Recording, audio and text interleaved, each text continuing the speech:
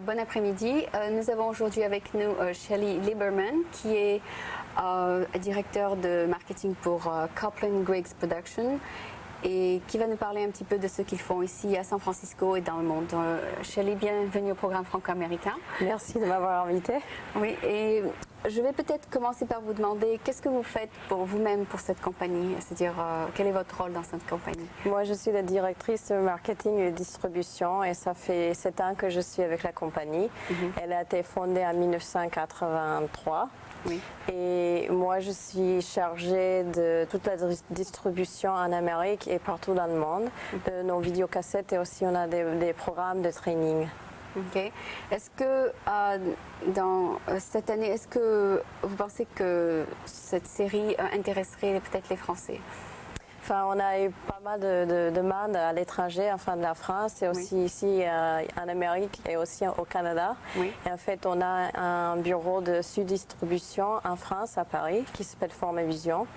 Et on a eu un intérêt assez important pour les films Going International, aussi bien que l'autre série qu'on a produite qui s'appelle Valuing Diversity. Ok. Et donc cette compagnie en France fait la même chose que vous faites ici. Ils essayent de distribuer le... Oui, enfin, ils sont un bureau de distribution pour plusieurs producteurs. Oui. Et parmi ces producteurs... Ils font la même chose que vous faites ici. Ils contactent des compagnies ou bien la même chose. Ils ne font pas de production, juste de distribution, tandis que nous, on fait la production et la distribution. Ouais. Et donc, vous-même, vous avez participé à la production de ces vidéos? Oui, en fait, j'ai un rôle double. Je travaille dans la distribution, mais aussi je travaillais dans la production, dans la mesure où j'ai lu tous les scripts pour voir s'il y avait des consistances dans les idées et si ça allait avoir du sens pour les spectateurs. Ok. Et quel a été votre input? C'est-à-dire, qu'est-ce que vous avez apporté dans cette série? Enfin, moi, je passais pas mal de ma vie à l'étranger. Alors, j'avais amené la perspective d'une Américaine qui a passé pas mal de temps à l'étranger. D'accord. Donc, j'avais un peu, une idée biculturelle de ce qui pourrait marcher ici autant qu'à l'étranger. Vous parlez très bien le français. Vous avez passé combien d'années en France? Enfin, j'ai passé 9 mois en France il y a 13 ans. J'étais étudiante à l'université à Montpellier pour Valérie. Et puis, enfin, ça a collé. Alors, j'ai gardé mon français. Combien d'années? 9 ans? J'ai passé 9 mois il y a 13 ans. Ah, d'accord. Ouais. D'accord. Et vous avez appris en 9 mois la langue si rapidement? J'avais étudié ici à l'Université de Californie à Berkeley pendant 5 mois. Oui. Et puis je suis allée, enfin, c'était la meilleure façon d'apprendre, c'est d'être là-bas, dans le pays. Et donc, et puis vous avez continué à pratiquer la langue parce que c'est resté courant? Pas mal, non. Non, parce qu'en Amérique, justement, on n'a pas l'occasion d'utiliser les langues étrangères parce que l'Amérique a tendance à être pas mal ethnocentrique sur l'anglais. Et ça, c'est en train de changer, surtout avec des programmes comme le vôtre. Oui. Est-ce que quand vous appelez le Canada, vous parlez en français? Oui. Oui, je parle en français avec les Québécois. Oui. Et aussi, il y a le Nouvelle-Brunswick. Ils parlent aussi, ils sont bilingues. Et c'est plutôt quand vous parlez avec les Québécois, c'est le français que vous parlez. Exactement. Ouais. Et quelle est la réception de la part du Canada français, enfin des Québécois pour votre série? Ils s'intéressent beaucoup aux deux séries, mais en particulier le Valuing Diversity, parce qu'ils sont en train de voir les mêmes changements que nous aux États-Unis. Ah, il y a beaucoup d'immigration. Oui. Et aussi, il y a beaucoup de diversité dans la population canadienne. Elle-même. C'est vrai, ça commence à vraiment bouger au Canada. Ils encouragent beaucoup l'immigration. C'est sûr, ils étaient beaucoup plus tolérants que les États-Unis et maintenant ils se trouvent dans la même position que nous. Et ici, c'est plutôt qu'il y a un changement dans la population, il y a plus de races américaines qui sont en train d'agrandir, donc il y a plus d'Asiatiques, des Noirs, des Latins que des Blancs en Amérique en ce moment. Finalement, les Américains n'ont presque pas besoin ici à San Francisco de ces cassettes parce qu'on est déjà autour de tout le monde et on accepte déjà tout le monde. Dans quelle mesure est-ce qu'un Américain qui a déjà vécu avec la diversité toute sa vie aurait besoin de vos cassettes? Ça, c'est vraiment une question très intéressante parce qu'on a tendance à croire, puisque la ville de San Francisco est multiculturelle. Pourquoi aurais-je besoin de ces cassettes? Et la réalité, c'est qu'on songe à être toujours plus ouvert que les autres. Et parfois, on est aussi bien raciste, aussi bien renfermé sur nos propres perspectives. Même si on est entouré de... Exactement, ouais. Est-ce que vous avez une expérience, par exemple, d'un pays d'une race qui n'aimait pas une autre race ou une autre nationalité et qui, grâce à vos cassettes, a peut-être changé ses avis, son avis. Ouais.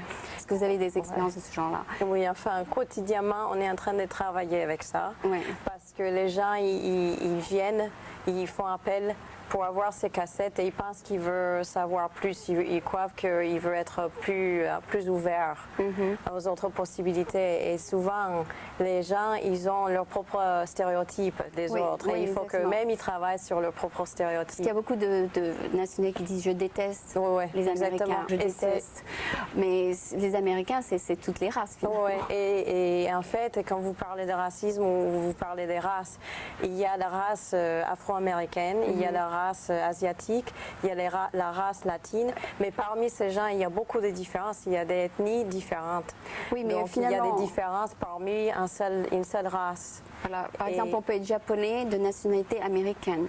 Ouais. Donc il y a la race, mais la nationalité est la même. Par exemple, je suis blanche je suis à côté de quelqu'un qui est chinois et qui est pourtant de la même nationalité que moi.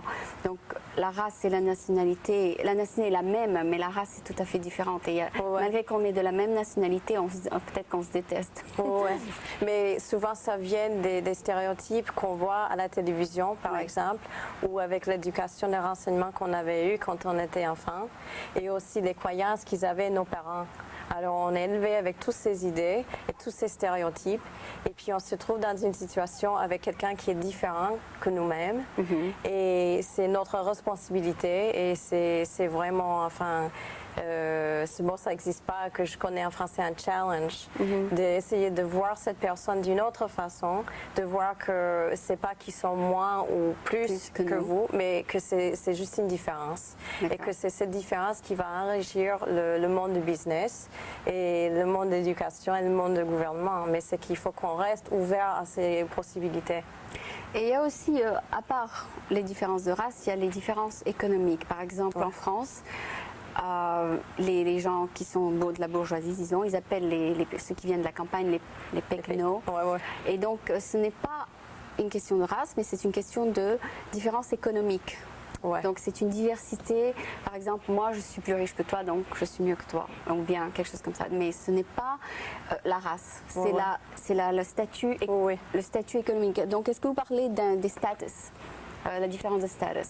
C'est intéressant parce qu'on ne touche pas directement, mais les gens qui utilisent les cassettes eux-mêmes, ils commencent à faire des stéréotypes et c'est intéressant parce que dans le 4e et 5e film, on parle des gens qui sont de premier rang. Par exemple, les gens du Sud et les gens du Nord. Alors, les gens du Nord croient qu'ils sont mieux que ceux du Sud et les gens du Sud ont comme un petit complexe d'infériorité vis-à-vis des Parisiens. Malgré qu'ils sont aussi bien éduqués de temps en temps. Des fois, ils sont même mieux éduqués, mais c'est dans leur tête. C'est difficile de changer cette perspective. Et des deux côtés, c'est-à-dire du côté de la personne qui vient du Sud et du côté de la personne qui est du Nord. Donc les deux ont déjà accepté cette différence, malgré qu'il n'y a pas de différence finalement. Mais ce qui intervient, c'est que quand il y a un problème économique, par exemple, il faut que ces deux côtés se réunissent pour pouvoir réaliser un but économique. Et ça ne va pas marcher qu'ils restent séparément dans leur coin avec leurs stéréotypes, parce qu'ils ne peuvent jamais réaliser leur but. Par exemple, la communauté européenne économique, c'est un exemple par excellence. Oui, parce qu'il y a des pays plus riches que les autres, mais ils vont quand même se rassembler. Exactement. D'ailleurs, c'est la même chose aux États-Unis quand on a fait les United States. Mais finalement, travailler ensemble, c'est comme un mariage finalement. Alors, il y a des gens riches qui marient des gens pauvres et des gens de la même classe économique qui se marient. Et des fois, ça marche et des fois, ça ne marche pas. Mais en général, je ne sais pas si c'est vrai ou pas, mais il paraît que quand deux personnes de deux cultures différentes se marient, le mariage ne dure pas aussi longtemps que quand c'est deux personnes de la même culture. Est-ce que c'est vrai?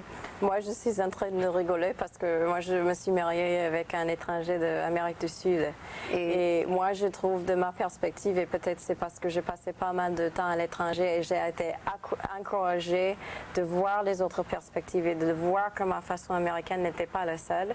Que moi, je trouve qu'il y a beaucoup plus de possibilités, que mes expériences sont beaucoup plus riches parce que je peux voir de ma perspective. Et aussi de la perspective de mon mari, par exemple. Qui est dans des pays différents. Ouais. et qu'on parle en fait en français. On parle ni en espagnol ni en anglais, mais on parle en français pour avoir accès à un pouvoir au même niveau. Mais est-ce qu'il n'y a pas dans le cours de ce mariage qui dure tant d'années, disons X nombre d'années, toujours cette personne qui dit à l'autre tu es de telle nationalité, c'est pour ça que tu es comme ça, ou bien put down maybe because you are from another. Parce que Je crois que c'est déjà il y a déjà un accord qu'on est qui on est et qu'on vienne avec nos propres expériences pour faire vivre une expérience ensemble, si vous voulez. Et ça devrait être plutôt positif. Moi, je peux le voir que d'une façon positive, mais aussi quand vous avez parlé de... Par exemple, si un noir se marie avec une blanc, il y a peut-être le noir ou le blanc qui reproche à l'autre ce qu'il est après. S'il y a une dispute, je crois que un moment de dispute, par exemple. Le problème, c'est plutôt les pressions de la société et de la famille, parce qu'ils attendent un... Et puis il y a des insultes, Enfin, quand ça devient négatif, bien sûr, quand c'est positif, c'est bien. Et nous-mêmes, on a eu des insultes quand on parle en français à San Francisco. Oui. Et alors, il faut qu'on fasse face à ça et qu'on essaie de travailler avec ces gens si vous parlez avec quelqu'un qui peut parler juste une seule langue, ils ne savent pas ce qu'ils sont en train de rater, justement. Et c'est que c'est pas souvent quand il y a quelqu'un qui est monolingual. Oui. Ils pensent que quelqu'un qui est bilingue est une menace. Et qui pensent qu'ils sont complètement paranoïaques, qui pensent qu'ils sont en train que l'autre personne est en train de parler d'eux. En fait, on touche sur ça dans les films, qu'il y a un problème avec les deux langues, espagnol et anglais. Ils croient qu'ils parlent d'eux alors qu'ils ne parlent pas du tout d'eux, c'est ça? Non. Et ils parlent de quelque chose qui a à voir avec le boulot, le travail. Et ils croient que les autres ils sont un peu paranoïaques, c'est ça? Et ils croient qu'on parle d'eux. Oui. Ah bon? Et c'est un phénomène très intéressant parce que ça montre bien jusqu'à quel point, surtout les Américains, ils sont renfermés sur cette idée que l'Amérique, c'est de parler anglais et c'est d'être homogène, quand ça n'était jamais le cas. Et ça facilite quand même que tout le monde parle. Oui, bien sûr, il faut avoir un langue en commun, surtout. Mais c'est l'idée même quand on est à l'école et on apprend l'histoire de l'Amérique, c'est toujours cette notion de melting pot. Et ça n'a été jamais un melting pot. Ça a été toujours des gens qui sont venus de l'étranger, qui voulaient qui voulaient rester, qui voulaient faire partie de l'Amérique, mais ils amènent des richesses culturelles de leur propre pays. Et il faut qu'ils les gardent, il faut qu'ils le fassent vivre ici et qu'ils montrent aux autres qu'il y a d'autres possibilités. Et c'est justement ça dans le monde du travail, que si on était tous pareils dans le monde du travail, on n'arriverait jamais à avoir des nouvelles idées, par exemple, de faire marcher un nouveau produit. Parce qu'on resterait tellement renfermé sur nos propres idées qu'on ne pouvait pas avoir d'autres possibilités. On ne peut pas distribuer le produit à d'autres. Oui, parce qu'il y a un marché qui est ignoré, si on les ignore. Oui, parce qu'il y a beaucoup de marchés, alors ils ratent l'occasion de faire vivre leur marché, de l'agrandir. Alors s'ils ont des employés qui sont des cultures et des nids et des races différentes, ils peuvent voir qu'il y a beaucoup plus de possibilités de lancer leur projet. En fait, vous encouragez donc les compagnies à engager des gens de plusieurs. Oui, en fait, bientôt ça va être la réalité parce que la population des Blancs en Amérique a diminué. Exactement. Et la population, surtout en Californie, par exemple, des Latins, c'est en train d'agrandir. Alors bientôt, on n'aura plus le choix. Bientôt, ce sera 50%, d'après les statistiques. Oui, et l'idée, c'est que si on ne fait pas un effort maintenant pour se comprendre, pour essayer de nous débarrasser de ces stéréotypes qui sont pour la plupart négatifs, on ne va jamais pouvoir être productifs ensemble. Oui, il faut quand même apprendre à travailler ensemble. Est-ce que pour toucher à la religion, parce que j'ai eu ces expériences quand je travaillais. Par exemple, comme vous avez mentionné il y a quelques minutes, au moment de Noël, si une personne ne sait pas ce que c'est Noël et puis elle est obligée de participer au cadeau ou bien obligée de... Et tout le monde, il y a beaucoup de pression pour que tout le monde offre des cadeaux à Noël, et alors que la personne dit moi je ne veux pas offrir de cadeaux, je n'ai rien à voir avec Noël. Et c'est la responsabilité aussi bien de l'employeur autant que du travailleur de regarder ce sujet intensivement. Parce que par exemple, s'il y a un pool where everybody give, chacun donne un cadeau à l'autre, Et l'autre dit pourquoi je dois donner un cadeau. Ça, moi, ça me... Et on touche à ça exactement dans le film parce qu'il y a des moments où c'est complètement attendu que tout le monde est catholique ou tout le monde est chrétien et qu'il n'y a que Noël qu'on fête. Et ils ne considèrent pas qu'il y a des fêtes musulmanes, il y a des fêtes juives, il y a des fêtes des Américains natifs et qu'il y a toujours d'autres choses à considérer que Noël. la majorité. Si vous voulez. Alors il faut qu'ils commencent à voir que c'est pas pardonnable de passer juste la musique chrétienne Est-ce ou que Noël. vous conseillez par exemple à un employé qui n'est pas catholique d'avouer qu'il n'est pas catholique dans un monde où tout le monde accepte la christianité, la chrétienté? Je crois que c'est... Est-ce que vous conseillez à un employé de dire bon ben moi je suis pas chrétien? Est-ce que c'est conseillé ou bien vaut mieux ne rien dire?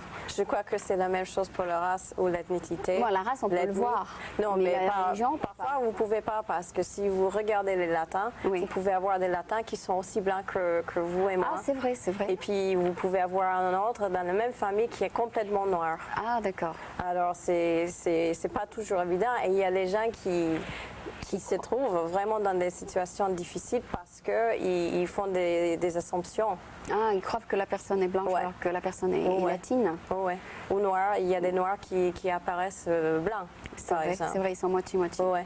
Alors, c'est à la personne, moi je dirais que c'est à la personne de déterminer leur propre identité et de venir dans le monde du travail avec leur propre identité. Et s'il y a des gens qui ne sont pas en train de respecter, d'avoir du respect pour cette personne et ses croyances, c'est à eux à expliquer aux autres que ça c'est leur propre croyance et qu'il faut que les autres ils aient de respect. Mais à la fois le problème qu'on trouve avec ça, c'est par exemple dans l'idée de racisme, que c'est souvent le besoin et le travail c'est mis sur la victime à corriger la situation. Et c'était ça que je voulais dire tout à l'heure. C'est à la compagnie aussi de faire un effort de dire, bon, cette année, on va embrasser toutes les religions, toutes les fêtes. On va faire un effort d'être multiculturel. Oui, mais alors il y aura trop de journées de congés.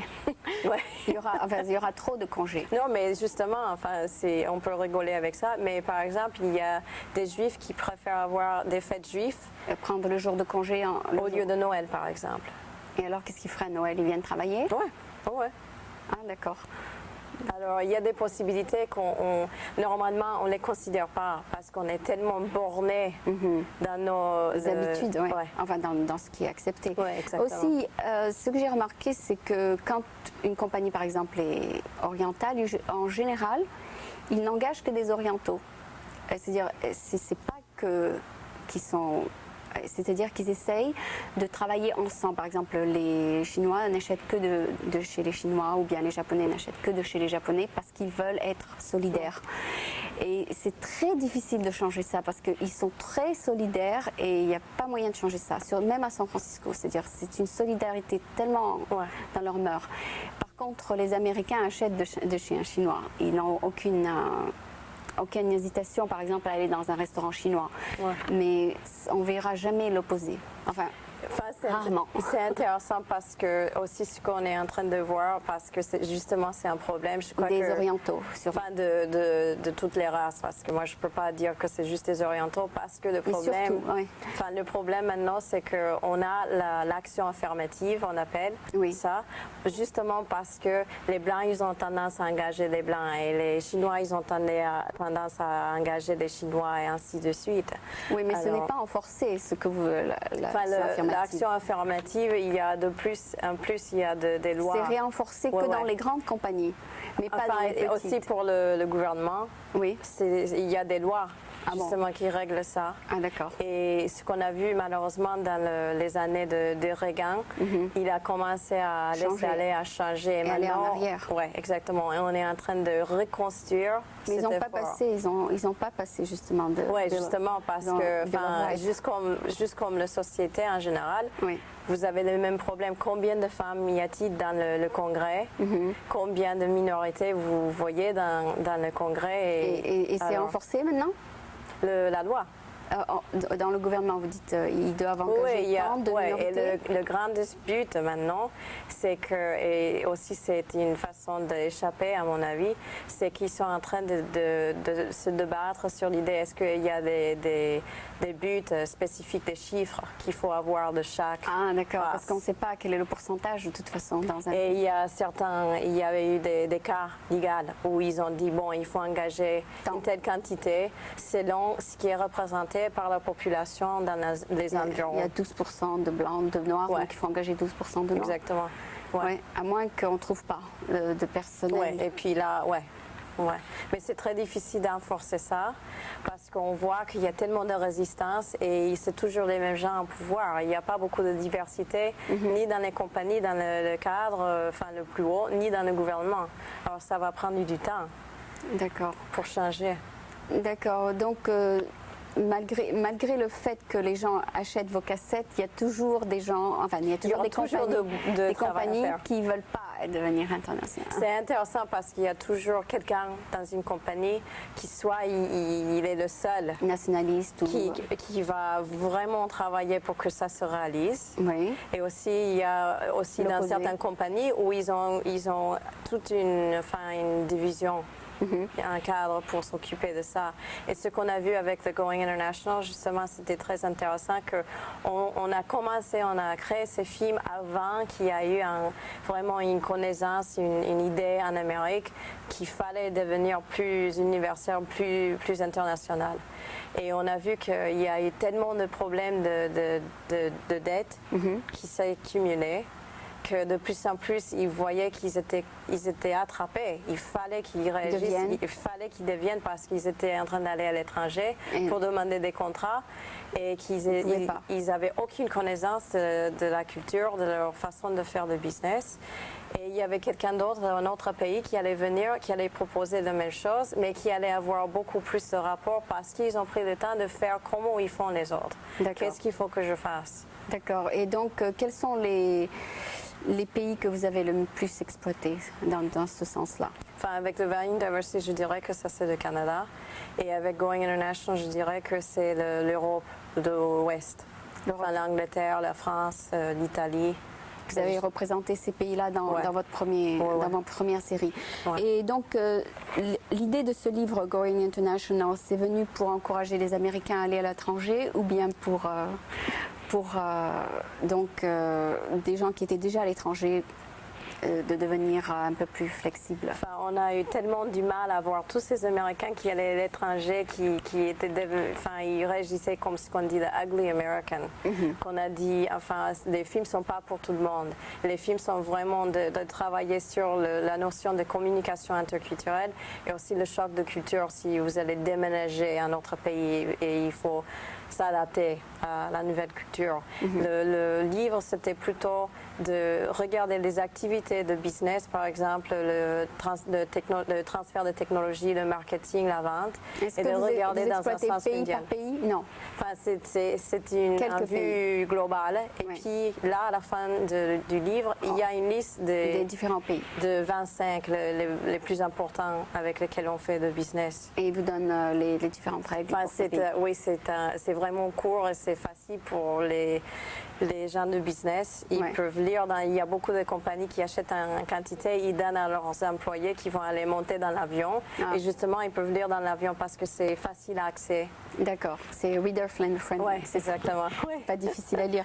Et donc, vous avez commencé cette nouvelle série qui s'appelle Valuing Diversity. Pourquoi? On a commencé ça parce qu'on avait fait le travail d'aider les Américains qui allaient à l'étranger pendant des courtes périodes et longues périodes. Et aussi pour les étrangers qui allaient vivre et travailler ici aux États-Unis.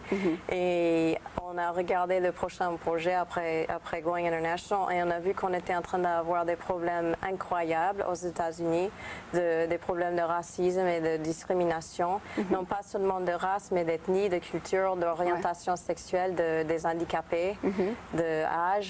Oui. Alors, on a essayé de faire une série qui allait s'adresser à tous ces besoins. Et la série d'origine, c'était 3 parties. Et puis, ce février, on a ajouté 4 autres titres. D'accord. Et combien de cassettes, donc, dans cette Il y en nouvelle a série? 7. 7 cassettes, finalement. Et puis, il y a un programme de training qu'on fait 3 fois par an. pour les compagnies? Enfin, pour les gens qui s'intéressent à être plus capables, plus ouverts à la possibilité soit de faciliter un programme où ils vont être le traîneur ou qui justement ils veulent apprendre plus de comment je peux réagir avec des gens qui sont différents que moi-même. Mais finalement, si un manager est, disons, un chinois, il serait peut-être plus confortable à travailler avec des Chinois, non? Pourquoi changer? Pourquoi changer la nature? D'abord, il faut regarder si ça c'est juste, parce que souvent on trouve par exemple qu'il y a un asiatique et on a un stéréotype d'asiatique qui sont technologiques, oui. ils sont vraiment directs et ils travailleraient mieux avec des gens de leur propre. Enfin, on commence là et puis on les met dans les postes économiques, mais il y a des asiatiques qui sont vraiment bien pour travailler dans les communications avec tout le monde.